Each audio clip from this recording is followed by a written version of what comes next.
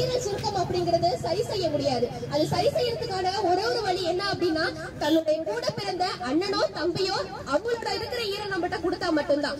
சொத்துக்கே அடிச்சுட்டு இருக்கோம், அவங்க ஈரல் கொடுத்து நம்மள மட்டும் காப்பாத்திடுவாங்களா?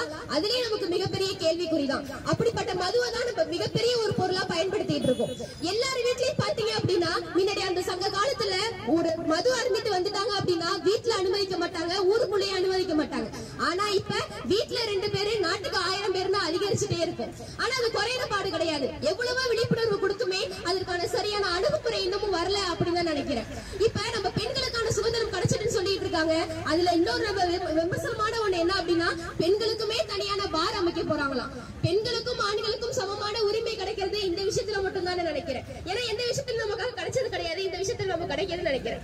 இன்னொரு விஷயம் என்ன அப்படின்னா நம்ம கல்வி, நம்ம நாட்டோட வளர்ச்சிக்கு முக்கியமா இருக்கிறது கல்வி மட்டும்தான். ஆனா இப்ப முக்கியமா இருக்கிறது அந்த பார்கள் மட்டும்தான். மதுக்கடை அப்படிங்கிறது சாவினோட வாசல்னு சொல்லுவாங்க. ஏன் அப்படின்னா இப்ப சமீபமா ஒரு செய்தி பார்த்தோம்னா 25 வயசான ஒரு பையன் 85 வயசான ஒரு பாட்டி கிட்ட போயிட்டு பாலியல் வன்முறையில ஈடுபட்டு இருக்கான். அதுக்கான காரணம் என்ன அப்படின்னா மது குடிச்சா மனுஷனாவே இருக்கிறது கிடையாது. நம்ம நார்மலா இருக்கிறப்பே மனுஷனை பாக்குறது கிடையாது.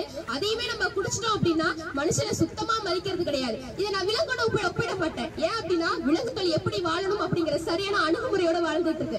ஆனா நம்மளும் எங்க இருந்தோ வந்த மதுக்கு அடிமையாகி நம்மளோட வாழ்க்கையை தொலைச்சிட்டு இருக்கோம். வீட்டுல நம்ம குடிக்கிறவங்கள்ட்ட போய் கேட்டோம் அப்படின்னா நமக்கு அந்த சந்தோஷம் கிடையாது, மன வலிமையில இருக்கு அப்படின்னு சொல்லுவாங்க. அப்படி என்ன மன வலிமை வந்துட போது? இதுக்காக நாங்களும் பெண்களும் எங்களுக்கு மன வலிமையா இருக்கு, ரொம்ப கஷ்டமா இருக்கும் அப்படின்னு சொல்லிட்டு வீட்டுல இருக்கிற பெண்கள் எல்லாமே குடிக்க ஆரம்பிச்சுட்டா அந்த சமூகம் எது நோக்கி போயிட்டு இருக்கும்? இதன் மூலியமா நாங்க கல்லூரி மாணவர்களும் பள்ளி மாணவர்களும் எவ்வளவோ எங்களால போராட முடியும். ஆனா குடிக்கிறவங்க திருந்தணும் அப்படின்னா அவங்க மனசு வச்சா மட்டுமே தான். அத ஓரம் கட்டி வச்சிட்டாங்க உலகத்துல. நீதான் வேற விட்டு ஒழிக்கணும், கெட்ட பழக்கத்தை நீ கட்டி காக்கணும். நம்ம சமூகத்தை படிக்கிற வயசுல கத்துக்கணும் ஒழுக்கத்தை. எதுக்கு நீ தேடி போற கஞ்சா போத பழக்கத்தை? கஷ்டப்பட்டு படிக்க வைக்கிற பெற்றோர பாருடா, ஊரு ஒண்ணு வாழ்த்தும்படி நல்லவனா வாழுடா. அடிக்கடி வாயில தான் போட்டுக்காத மாவா பாக்க, டவுசர் பாக்கெட்டுல வச்சுக்காத ஆன்சு சாக்க. ஆபரேஷன் பண்ணி நீயும் அருந்துகால நல்ல நாக்க. ஏண்டா சீக்கிரம் நீ மேலோகம் போற நாடு இருக்குது இந்த பூமியில் வாழ. ஏண்டா சீக்கிரம் நீ மேலோகம் போற நாடு இருக்குது இந்த பூமியில் வாழ. நரம்புல ஊசி போட்டு நாசமாவறான், உடம்புல நுரையீரல் கெட்டுதான சாவுறான்.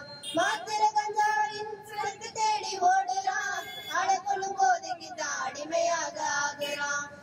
கண்ட போதையால உன்னோடைய மூச்சடங்கும், கண்டுக்க ஆள் இல்லாம பரிதவிக்கும் உன் குடும்பம். மண்ணுல ஒன்ன மூடி சொந்த பந்தம் கதறியலும். ஏண்டா சீக்கிரம் நீ மேலோகம் போற நாள் இருக்குது இந்த பூமியில் வாழ. ஏண்டா சீக்கிரம் நீ மேலோகம் போற நாள் இருக்குது இந்த பூமியில் வாழ. விட்டு ஒழிக்கணும் கெட்ட பழக்கத்தை நீ கட்டி காக்கணும் நம்ம சமூகத்தை.